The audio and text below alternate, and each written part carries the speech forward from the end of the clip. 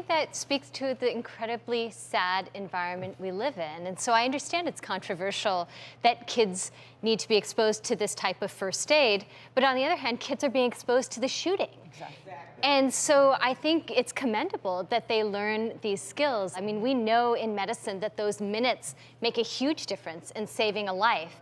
And if you can learn to put pressure, if you can learn to tourniquet, take some basic steps, I think it's so worthwhile. Yeah, some basic CPR, basic life support. Like I said, change their reality. That's what we need to do as adults, so they don't need to have that type of skill, because no kid should need to learn that, but no kid should have to stand there and watch someone die after And when a child does watch someone, they feel helpless. They learn to only feel like a victim. And this is a way to get them feeling like they have any control over what's happening around them, which builds resilience. But Amika, I'd like to ask, when did you, as an organization or as a person, start to think it's not enough to teach this to adults, we need to teach it to children?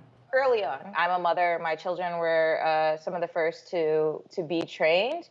But it's also that children are resilient, are adaptive. They don't tend to carry the societal shame of even learning this. So we all know a lot of skills to navigate through a fire and also to prevent them. So teaching children, they can actually figure out how to apply it to car accidents and other, any other sort of emergency. All right, Dr. Susan, you disagree, correct? Well, I commend her, certainly, but I just want to say I was on the front lines of 9/11. I am from urban America. I've raised 2 children in urban America. I was raised in urban America.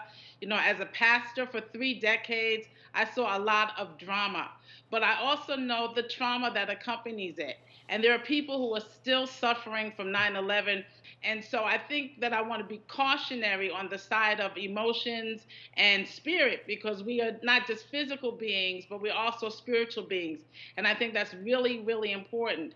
I also think it's important for the teachers who are supposed to be the protectors of our children to learn these things as well, so that our children can have some safe space in life.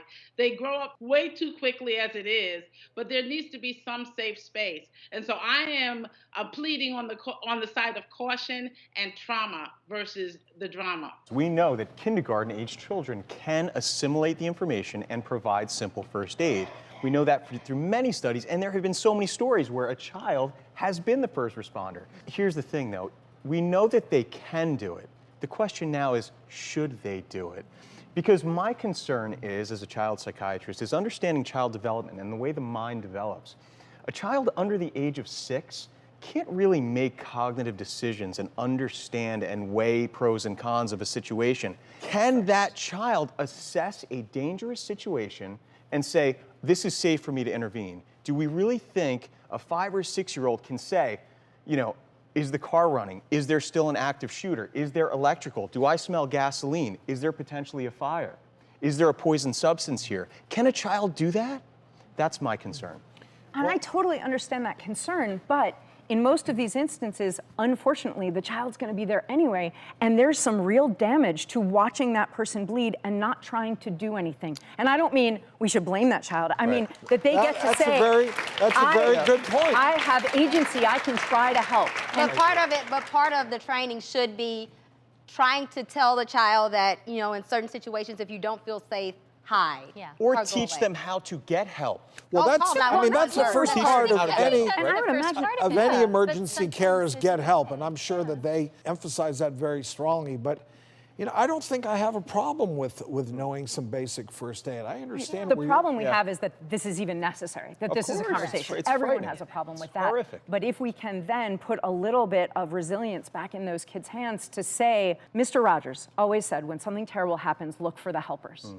And in that same way, teaching kids that they can be a helper instead of just that they're like just watching like it's a movie, but it's not. It's someone they care about or someone who's just next to them. I think has psychological positive impact. I understand your point, though, about how it's very traumatic to kids if they get involved and they have PTSD like first responders, like you mentioned. But I guess I'm wondering also, wouldn't they have PTSD if they watch someone bleed out and they're completely helpless?